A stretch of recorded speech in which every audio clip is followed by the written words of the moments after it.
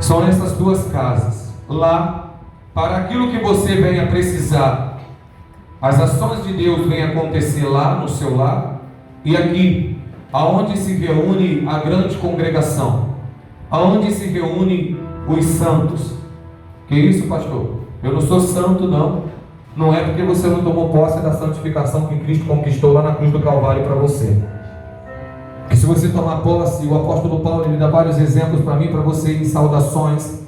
Quando ele sauda algumas das igrejas que ele envia cartas, ele diz assim: aos santos de tal igreja, aos santos de tal lugar. E lá também havia pessoas imperfeitas, como eu e você, mas mesmo assim, santos, porque não fomos nós que nascemos santos, mas fomos santificados pelo poder do sangue de Jesus.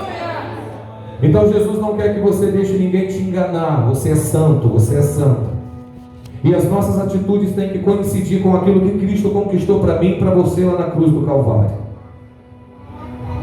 Então agora com mais fé, pergunta para essa pessoa aí de novo: Jesus está na casa? Responde ela então.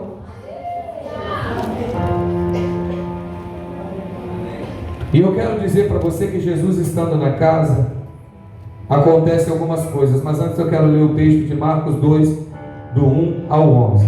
Tenta achar outra tradução para mim, filhote, por gentileza. Eu vou ler aqui na minha, você acompanha na sua Bíblia. E se você não trouxe Bíblia, olha para cá, que você vai entender um pouquinho da passagem.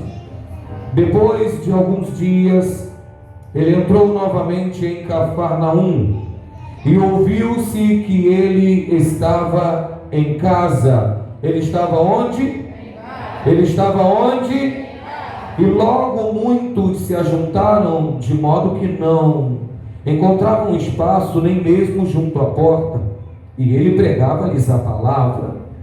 E vieram a ele trazendo um paralítico, carregado por 4 pessoas. Quantas pessoas?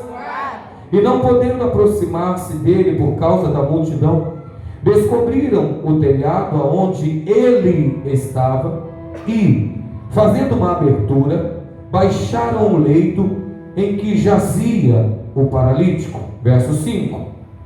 E vendo-lhes a fé, disse ele ao paralítico: filho, teus pecados te são perdoados. E alguns dos escribas estavam ali assentados, arrazoando em seus corações: por que ele fala desta forma? Blasfêmia. Quem pode perdoar pecados, senão unicamente Deus? E Jesus, percebendo logo em seu coração que eles assim arrazoavam entre si, disse-lhe: por que arrazoais essas coisas em vossos corações? O que é mais difícil? O que é mais fácil? Dizer ao paralítico: os teus pecados são perdoados? Ou dizer: levanta-te, toma o teu leito e anda? Mas para que saibas que o Filho do Homem tem autoridade sobre a terra para perdoar pecado, disse ao paralítico: a ti te digo, levanta-te, toma o teu leito e vai para a tua casa. E ele imediatamente se levantou e, tomando o leito, saiu à vista de todos, de modo que todos ficaram atônitos e glorificavam a Deus, dizendo: nunca vimos algo assim. Assim. Glória a Deus.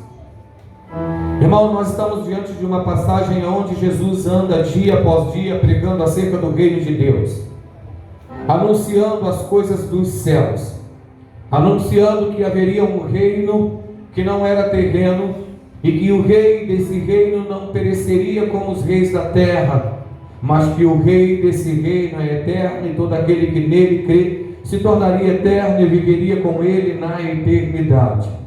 Jesus, de uma forma incansável, porém cansado, mas a posição era de incansável, para apregoar e fazer as obras do reino de Deus. Tendo um dia, Jesus atravessa para Cafarnaum, aonde provavelmente ali seria sua casa ou a casa de outra pessoa. Mas o que mais importa é a retidão que o texto aponta. Ele estava em uma casa, ele estava em uma. Se dele ou se de outra pessoa, isso não importa muito para mim. O que importa é o que aconteceu dentro daquela casa, E é o que o Senhor deseja que aconteça na sua casa, ou na casa que é dele, que é chamada casa de oração. Porque aonde Jesus ele está, histórias elas têm que ser mudadas.